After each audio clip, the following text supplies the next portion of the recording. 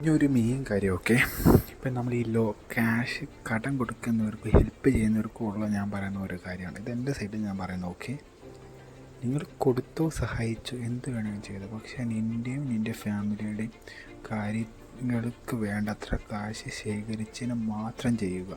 അത് ഉണ്ടെങ്കിൽ ഒരു 5-6 അത്ര 2-3 വർഷത്തേക്ക് ബാക്കപ്പ് ഉണ്ടെങ്കിൽ മാത്രം കാശെടുത്ത് സഹായിക്കുക. ഇല്ലെങ്കിൽ ഉണ്ടല്ലോ, എനിക്ക് ഞാൻ കണ്ടുവരിക, കാരണം ഞാൻ സഹായിച്ചു, അവൻ്റെ സിറ്റുവേഷൻ അങ്ങനെയാണെന്ന് പറഞ്ഞുകൊണ്ട്.